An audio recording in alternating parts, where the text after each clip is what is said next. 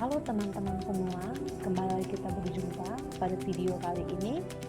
Saya Fani Rawati Nabito KTM 11 nomor urut 14 kelompok 2 dengan pengampu materi Ibu Yam Nurmalia SST MKes dalam materi anti korupsi pada agenda kedua nilai-nilai dasar PNS. Baik, saya akan menjelaskan terkait pengertian tentang korupsi. Korupsi terjadi karena adanya niat dan kesempatan, sehingga terjadi suatu korupsi. Banyak atau sedikit yang dilakukan tetap dikategorikan korupsi. Korupsi itu adalah penyalahgunaan dari kekuatan jabatan pemerintahan untuk keuntungan pribadi.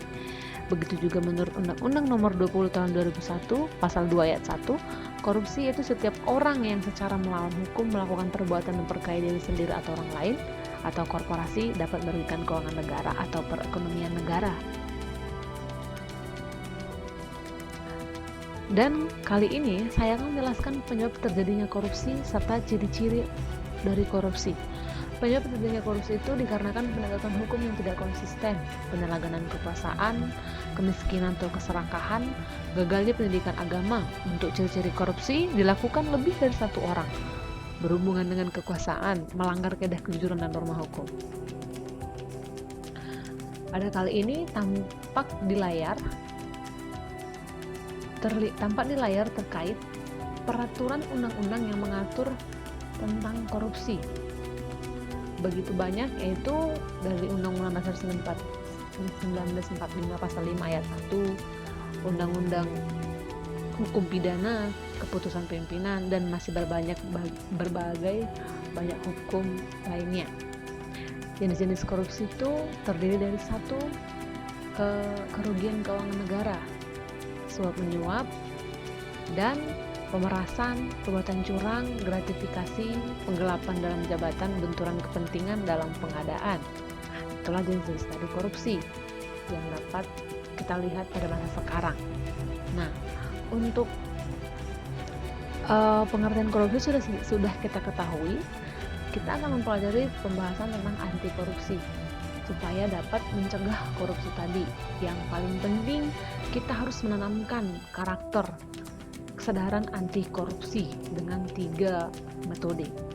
Dan kita harus mempunyai nilai-nilai dasar anti korupsi. Kita harus mempunyai nilai kejujuran, peduli, tanggung jawab, kerja keras, berani, adil, disiplin dalam menjalankan anti korupsi tadi, sehingga aspek-aspek karakter tadi, aspek-aspek sifat tadi tertanam di dalam jiwa kita sebagai ASN.